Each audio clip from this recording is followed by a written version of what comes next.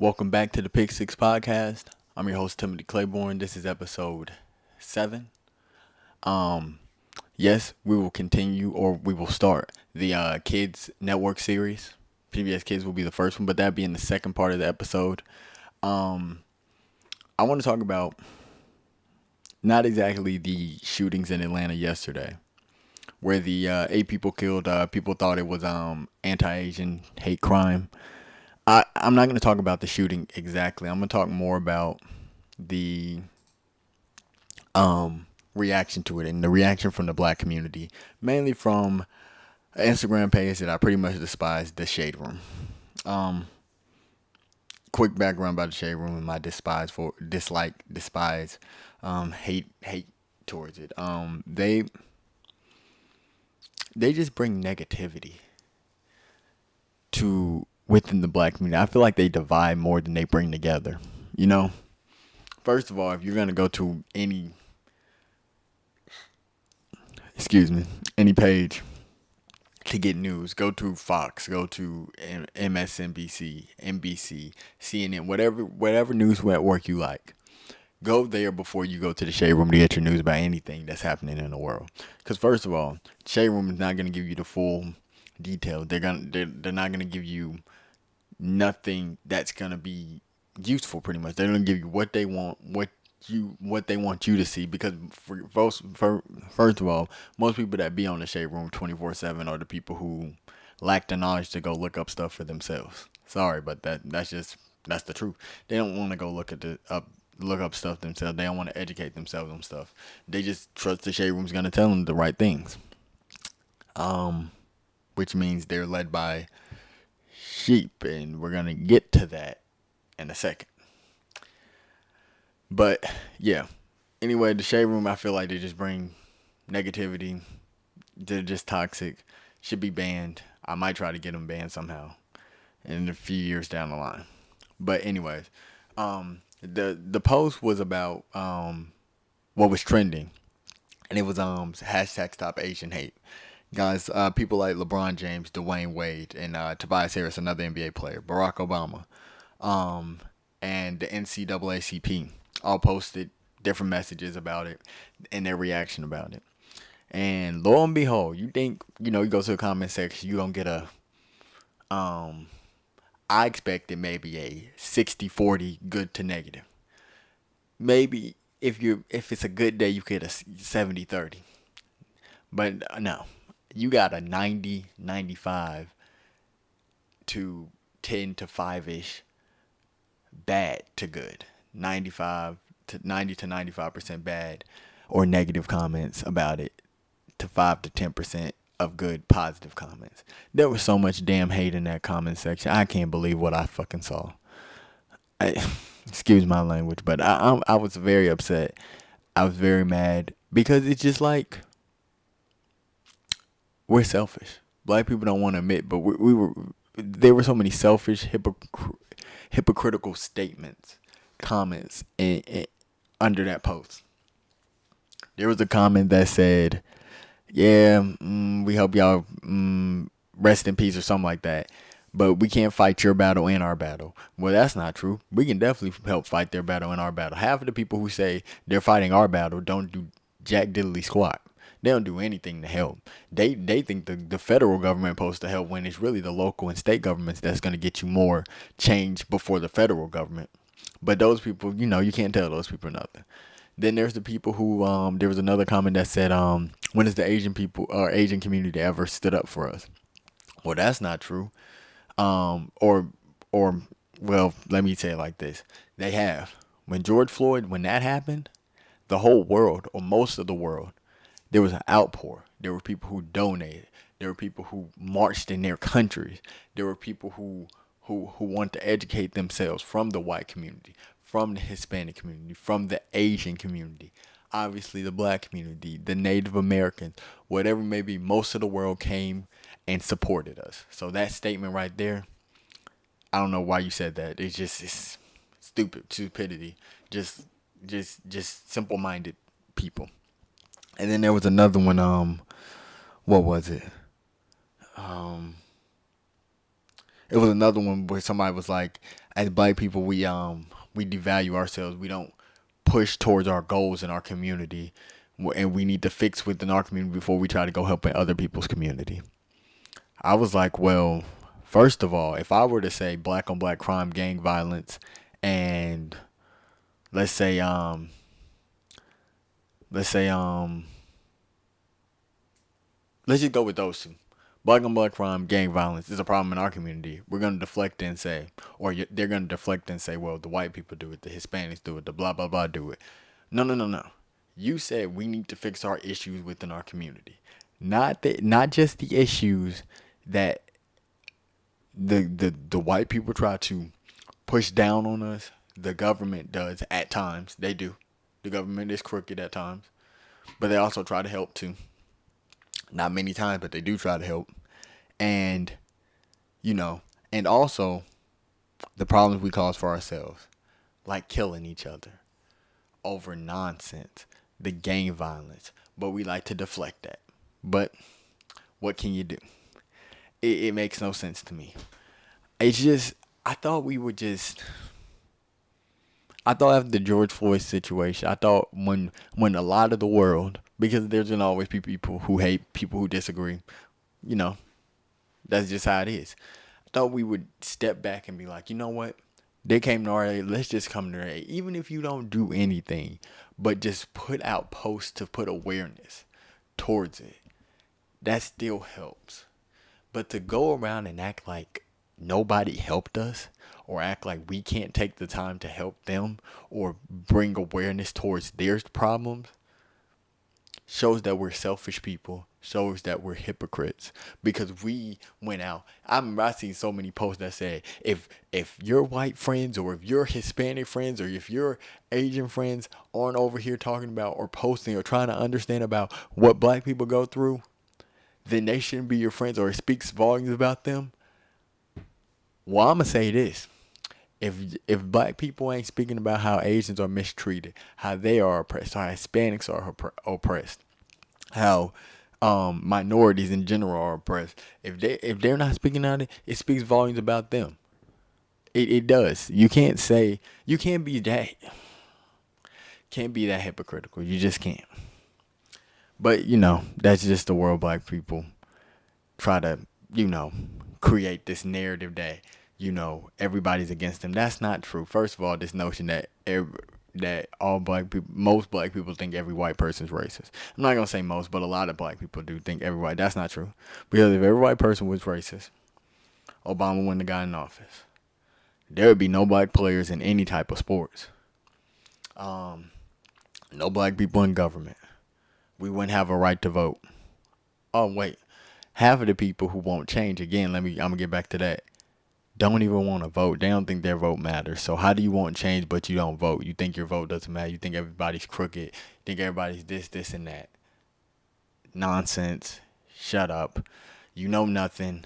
And if you think you know anything, you're a dumbass. Get educated. Take the time to look up the right stuff. Make sure you fact check your stuff and get it together. But going back to the what I was saying earlier about I don't know what I was saying. Um Dang. I don't know what I was saying. Like I just got so backtracked about it. But oh yeah, about why every white person's not racist. Um what else?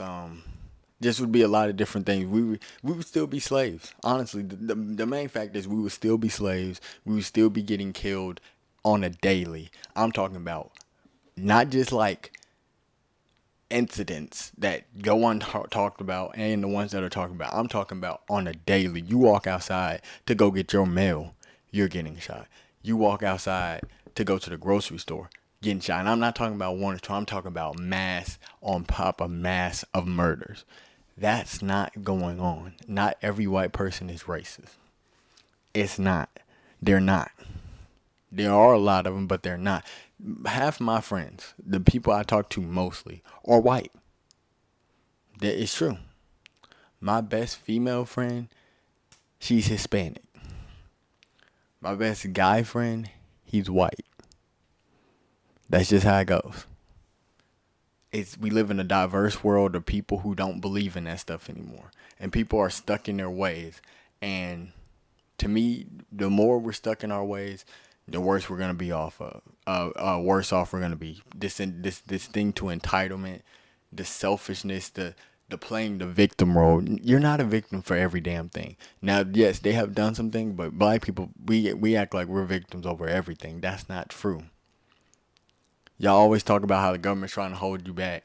Yet when the government tries to help you, you don't want it because you think it's a handout. You think it's beneath you for them to help you. What the hell are you doing? Take that help and enhance it. Use it as a beacon. Use it as something that pushes forward towards your goal of getting out of your situation. But nope, we're too lazy to do that. We're too lazy to do that. But that's pretty much my take. I'm not going to spend too much more time on it. I want to get to something positive, something that I really am ready to talk about, and that's PBS Kids. So I'm going to take a quick music break, and when we come back, we're going to talk about PBS Kids. See you when after this music break. Hi, my name is Emily Elizabeth, and this is Clifford, my big red dog. Clifford needed Emily, so she chose him for her own. And her love made Clifford grow so big that the Howards had to leave their home. Clifford's the best friend anyone could know. He's the greatest dog ever, I really think so. Clifford's so loyal, he's there when you call. I love Clifford, the big red dog. So they packed up a family car, and the Howards left the city. They moved to Birdwell Island and their many new friends. There to greet Clifford and Emily. Clifford's so much fun, he's a friend to us all. I love Clifford, the big red dog. Woo! Hey now, hey wow, here's how. Come and read between the lines. Come on, come in, begin. The world awaits. Between the lines, between the covers of the book, it's time to look between the lines. Behold the tales, beyond the tales, behind the door. Become explore. Come in between the lions. Begin between the lions. Be here between the lions.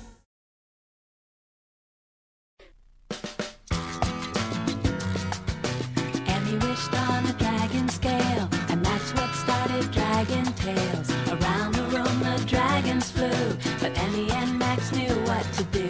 They climbed on the backs of their dragon friends. Now the adventures never end. Dragon Tales, it's almost time for Dragon Tales. Come along, take my hand, let's all go to Dragonland. There's Ford, he's the biggest, not so brave of heart. There's Cassie, so shy, also very smart. There's Zack and Wheezy, and these tales are fun, 'cause you know two heads are better than one. Dragon Tales, it's almost time for Dragon Tales. Come along, take my hand, let's all go to Dragonland.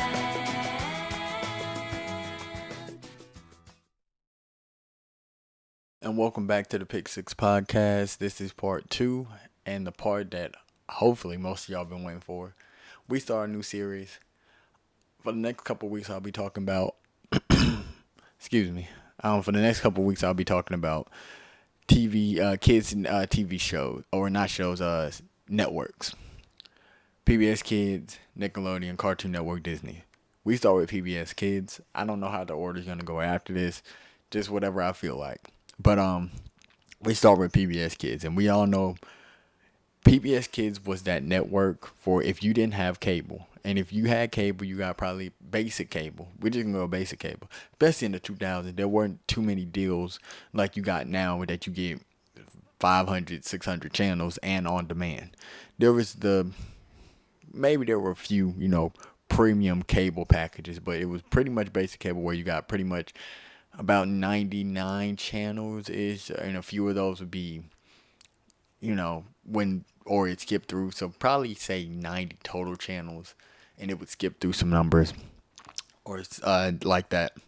But if you didn't even have basic cable, you had probably channel 4 through 32 at the most if you didn't have basic cable. And so channel 13 is what I remember most of my PBS kids in Georgia and now in Texas being on channel 13. So and I'm going Eastern time, 6 a.m. Eastern to 6:30 p.m. Eastern. PBS Kids was your Cartoon Network. It was your Nickelodeon. It was your Disney Channel. It was where you had all the cartoons as a kid. And it was just great, man. They had some great shows. Obviously, very educational. PBS Kids is a station that's an educational station, TV station. So everything was educational. When you think of PBS Kids, you're thinking of shows like Arthur. You're thinking of Sesame Street. You're thinking of Teletubbies. You're thinking of Barney. You're thinking of Between the Lines. You're thinking of Cyberchase. You're thinking of Fetch with Rough Ruffman. You're thinking of those shows. Those shows had great theme songs. They had great characters. They had great moments. Some are still going, or one is definitely still going today. That's Arthur. And a lot of them just were very nostalgic. And I just want to talk about how great those shows were. Excuse me. What I'm looking at right now is it's the best PBS Kids shows, TV shows ever ranked. Now, this is on Ranker.com. I will put the exact list I'm looking at in the description down below, the link to it. And I'm not gonna really rank these. I'm just gonna look through where they're ranked and some of the shows. It tells you when it was premiered and all of that. And I'll go through the top 10. I'll go through. I guess I did a top 10 in episode 2. Like I said, I'm not gonna go through my top 10, but I'll go in if I agree with mostly what this list is like. Is what I would do, and even talk more about why PBS Kids was great. But the top 10 for this list right here is you have Arthur, number 1, came out in 96. You have Dragon Tales, number 2, 99 is when it premiered. I didn't even know that premiered in 99. Like my thinking of it, I felt like Dragon Tales started in like 2002, 2003. But for the fact that it started in 99, wow. Love me some Dragon Tales. Berenstain Bears is 3. I would not have the Berenstain Bears as 3. I probably wouldn't even have them in my top 10, honestly. But it came out in 2003. That's surprising that that's 3. 4 is Curious George. I love me some Curious George. Did not think it came out in 2006. I would have said 2008, 2009. But I wouldn't have it in my top 5 either. Definitely top 10, but not top 5. The Magic School Bus is 5. I can keep that at there. I can keep that right there. 94 is when that premiered. I can definitely keep the Magic School Bus at number 5. It was a great show. The Magic School Bus was also on what other network was it on? I can't remember. I feel like it was on another network. But yes, you would watch. Sometimes you would watch Magic School Bus in elementary school too. So, other Magic School Bus. Number 6, Mr. Rogers' Neighborhood. I can keep it at 6. It's in the top 10 definitely. It appeared definitely in 1990 or 1968. I don't know why I said 90, but 1968. Fred Rogers. Love Mr. Rogers' Neighborhood. Thought it was very consistent. I thought he was the guy who you could always look to and just be like. I mean, his opening song was "It's a Wonderful Day in the Neighborhood." It's a wonderful day in the neighborhood. It's a wonderful day in the neighborhood. Would you be mine? Would you be mine? So you got that from Mr. Rogers. Number 7, Zaboomafoo. Very good show. Love that lemur. It was Chris Pratt and Martin Pratt. They had a spinoff called The Wild Kratts, which was an animated series. I'm pretty sure that's on the list. That came out in '99. Clifford the Big Red Dog. I'm talking about the original. There's this new one that came out, I believe, either 2020 or 2019. Looks trash. Don't even want to talk about it. I'm talking about the one that came out in 2000. That great theme song. It had Cleo and T-Bone. Cleo was played by Cree Summers, who also played number 5 on Codename Kids Next Door. She also was in a different. I think was she in a different world? I can't think. Was she in a different world? I don't know, but yeah, Cree Summers. She played number 5 and number 5 sister. She also played in another show that I know of. But yeah, and then I didn't realize until I heard T-Bone's voice so many times, he was played by Kel Mitchell from Keenan and Kel, and also all that. But yeah, you had that. Um, Number 9 is Cyber Chase 2002. I would have not. If you told me Cyber Chase came out in 2002, I would have thought you were lying. I really thought Cyber Chase came out. I'm serious. I guess because I remember like the year that I would really watch these, so I'm thinking, oh, they just came out then. Probably what I'm thinking. I would have thought Cyber Chase came out in 2005. Solid, a solid 2005. But and number 10, Sesame Street, 1969. Everybody loves Sesame Street. Obviously, Elmo blew up. Everybody loves Elmo. Elmo's World was the best part of the show. But I also like Oscar the Grouch, the Cookie Monster, um, and all the characters. Big Bird, all those characters. Ernie and Bert. Those were all great. So the top 10, I'm gonna go back from 1 to 10. Arthur, 1. Dragon Tales, 2. Berenstain Bears, 3. 4 is Curious George. 5 is The Magic School Bus. 6 is Mr. Rogers' Neighborhood. 7 Zaboomafoo. 8 Clifford the Big Red Dog. 9 Cyber Chase. 10 Sesame Street. And this is not my list. Like I said, there's multiple lists of PBS Kids shows. I'll give you this exact list again in the link in the description down below. But most of these shows are solid. I would put a few more in here. In my top 10, take a few out. Like I said, I would not put Berenstain Bears in the top 10. Definitely not 3. Curious George is top 10, but not 5. Not top 5. Magic School Bus can say excuse me, Mr. Rogers' Neighborhood can stay too. Zaboomafoo, the last 3, Clifford, Cyber Chase, and Sesame Street, they can be in the top 10, and you can move them up when you move a couple out. Now I'm gonna go with the next 10. Clifford Puppy Days, 2003. I love me some Clifford Puppy Days. I thought to see the early days of Clifford when they were in the apartment, and him as a puppy, I thought that was a good spinoff. You rarely see really good spinoffs. Clifford Puppy Days, which is 11th in this ranking, was very good. As a good spinoff. Bill Nye the Science Guy, 1993. Everybody knows Bill Nye the Science Guy. Pretty much you watch it in school. You would always really in science class when you're about to do something, you would watch Bill Nye the Science Guy. Obviously had that iconic theme, the Bill Nye the Science Guy. And so you had that. That came out in '93.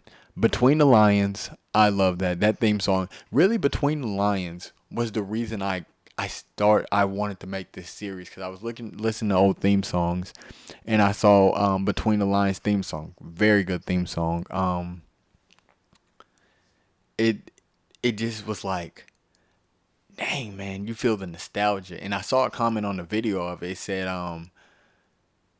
I don't know, I can't remember exactly what it said, but it said something to the point of dang man, to the point of for all the people who didn't have cable or something like that. And that's why I really got this idea of going through these different TV channels or kids channels. But yeah, Between the Lions is 11th. I'm looking here. Oh, I'm getting confused.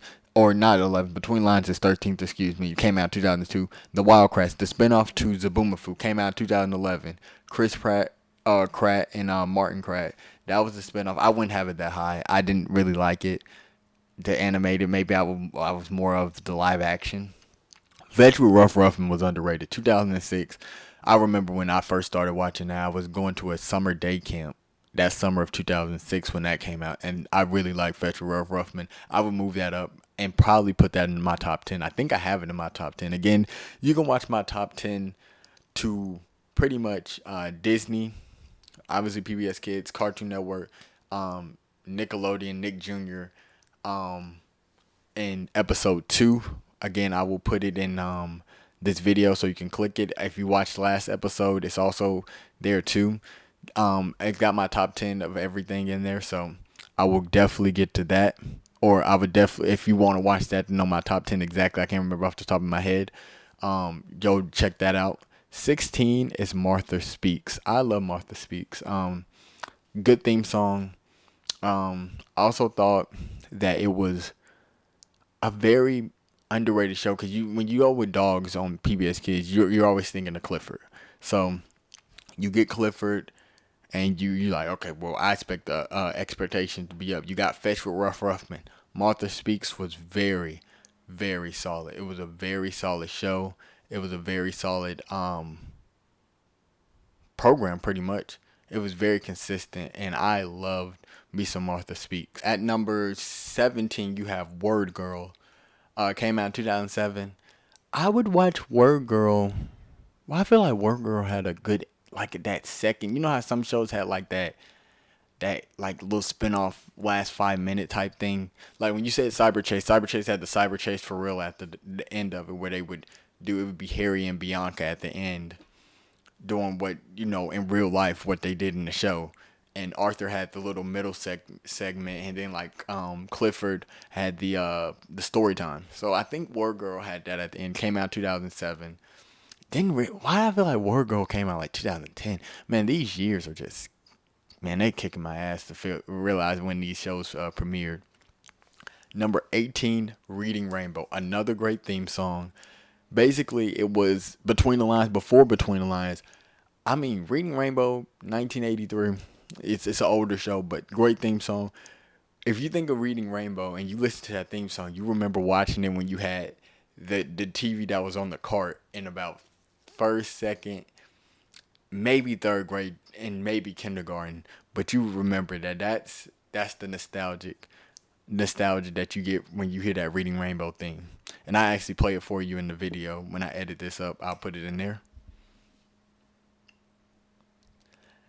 And 19, Wishbone, 1995. I like Wishbone. Another great theme song. I watched Wishbone. It wasn't like my first. When I just said Wishbone, I can just hear the theme song ringing in my head. Oh, that's a good theme song. I'm not gonna play that one, but look up the Wishbone theme song. Very good, catchy theme song. But I just would like, it wasn't my go-to, but if it came on, I was solid with Wishbone. Number 20 is Liberty Kids. I don't remember Liberty Kids. Came out in 2002, but that's the top 20.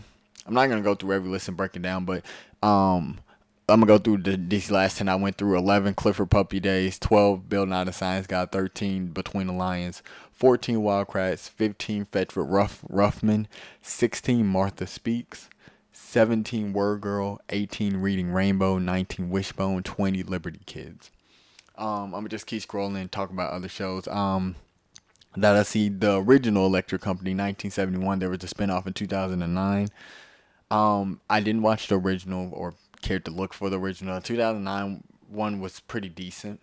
Thomas the Tank Engine and Friends in 1984. I didn't know that was 84. I thought that was just all 90s. I like that show.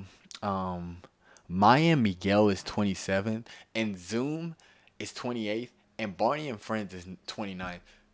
We should this list here, man. You know what? I'm gonna vote on those three to see if I can move those up. 89% of people voted for Maya and Miguel to be up.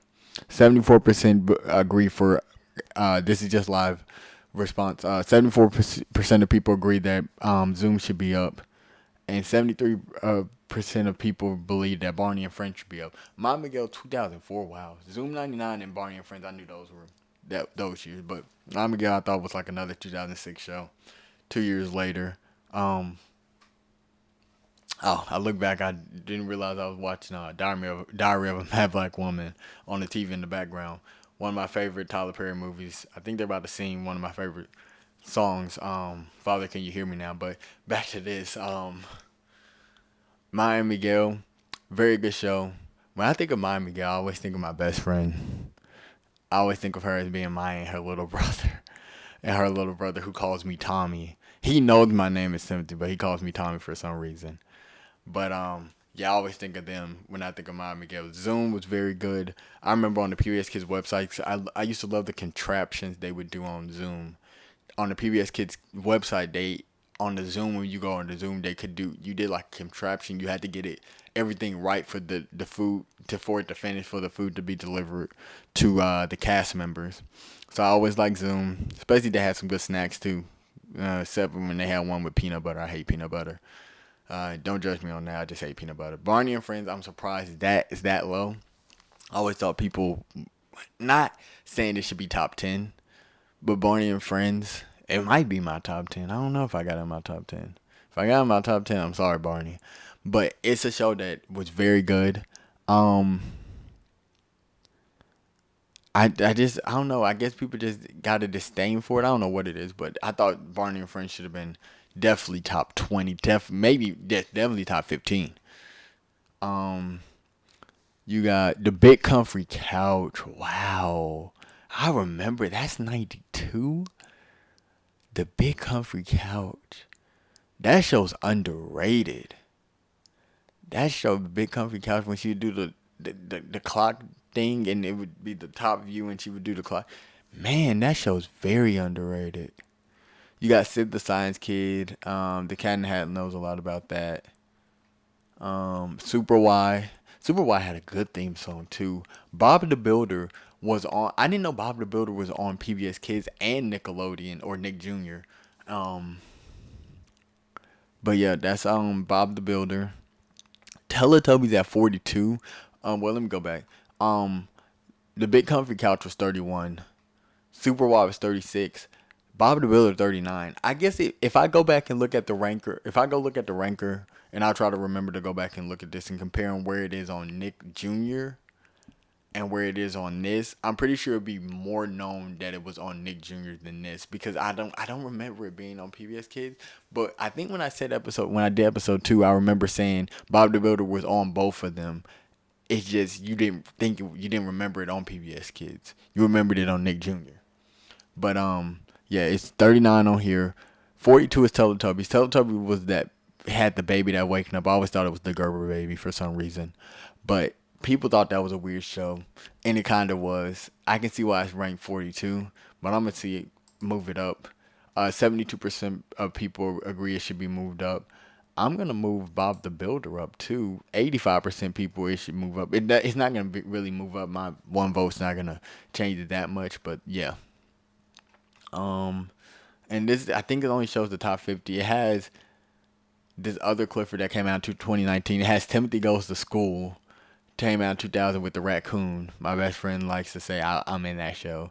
And for Caillou to be 49th, first of all, it came out in 97. Wow. I know we all like to get on Caillou, but I will not. There will be no Caillou slander over here. Too much Caillou slander. That show is top 20 all time in PBS Kids history. You can't name the PBS Kids history without saying Caillou. That should definitely be higher. Only 67% of those people agree with me. If I were to dislike it, 39 or push it down, 30 or 33% people agree. But I'm liking it. I feel like it definitely should be up. It keeps going. It keeps going. Postcard from Buster is 55.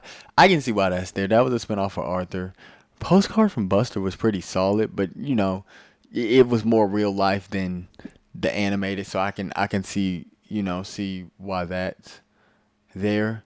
I mean, I'm looking at all these shows, man. I'm just trying to name shows that a lot of people remembered.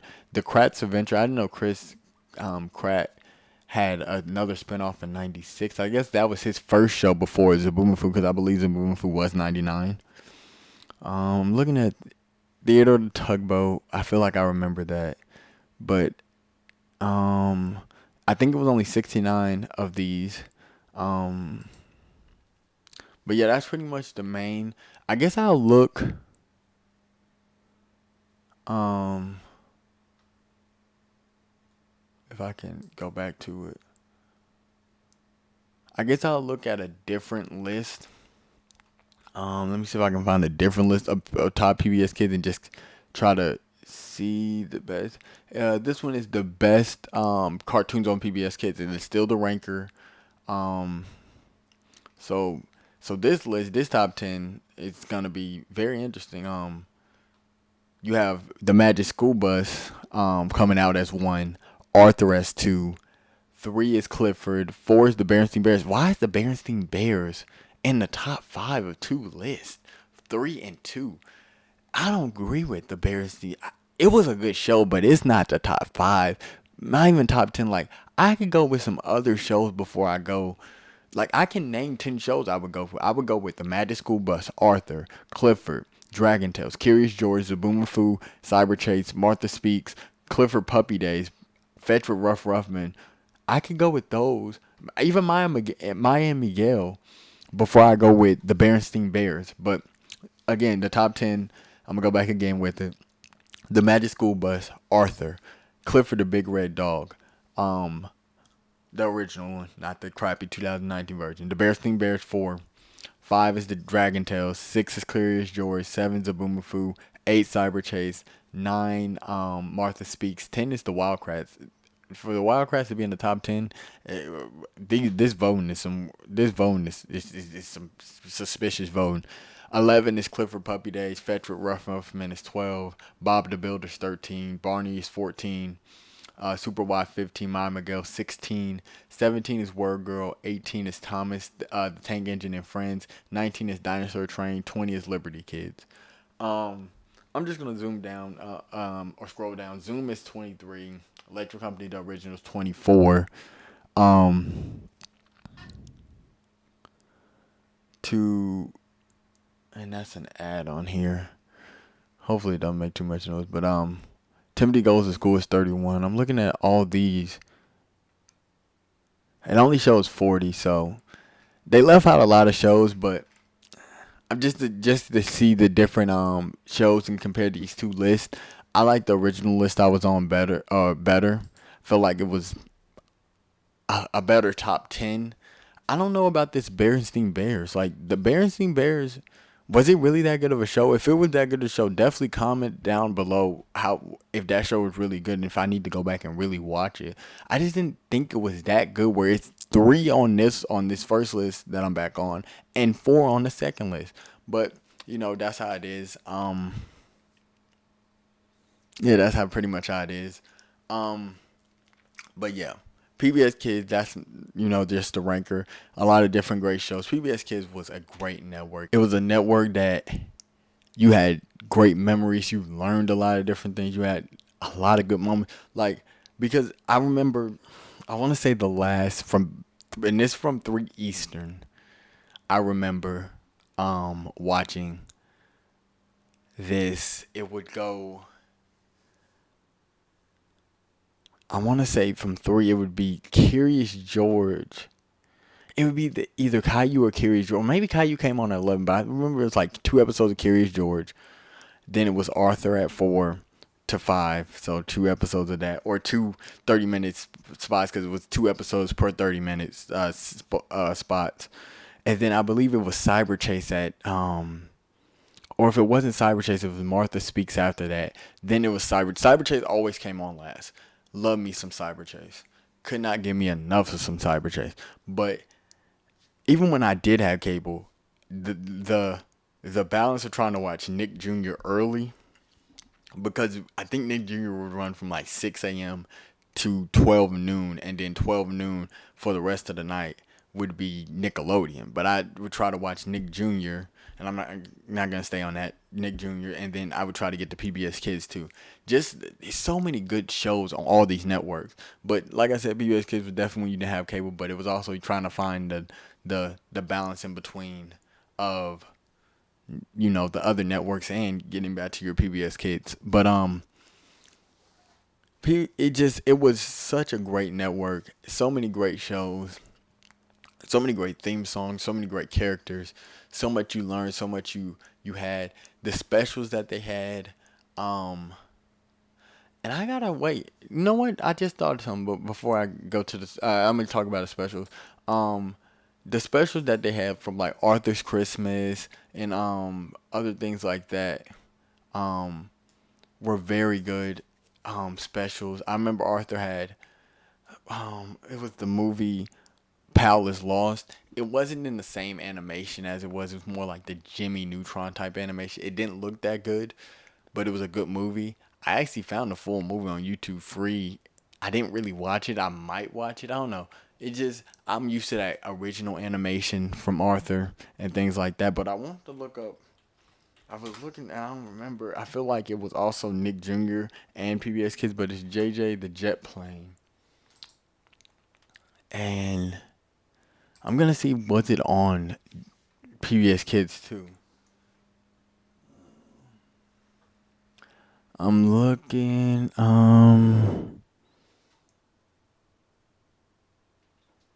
Yeah, it was on PBS Kids. It was on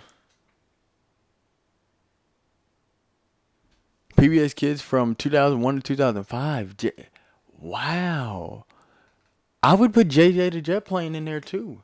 I forgot that it was JJ the Jet Plane is underrated.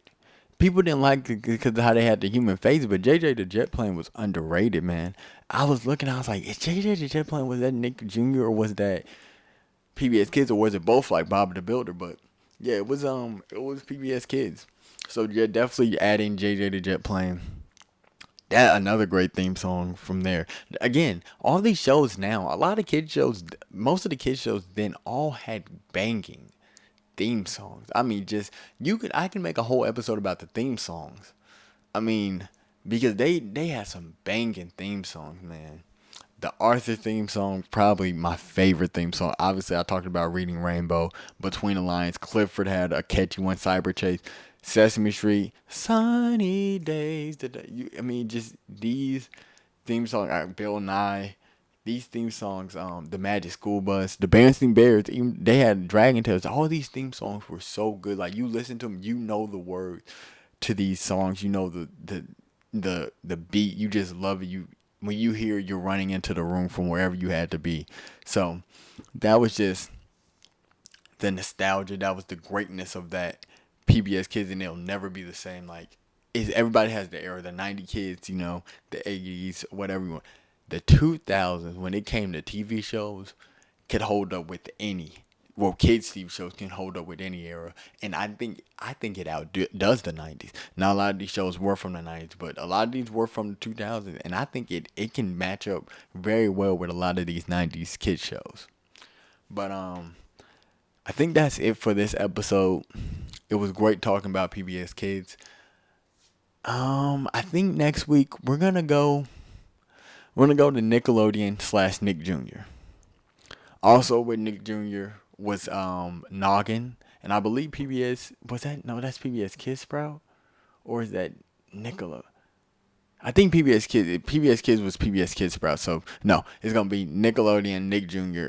/ Noggin, all those together for next week's episode. We'll go to the ranker again to see how many couple lists where we can see and match up these lists and see where they rank these shows. If I had to choose what most shows would have number one on that ranker for Nickelodeon, would be SpongeBob. After that, you don't know what's there. You could have for Nick Jr. I would say Dora would be number one, and Dora was solid. But if I had to put a number one, I would probably go with. I love me some Maggie and the Ferocious Beast and Mrs. Spider's Sunny Patch Kids. Those I would put those over Dora. But who knows? We'll talk about it next week. Thank you for joining me. Thanks for watching. Please like, comment, and subscribe. I will see you next week. This has been Timothy. And see you later.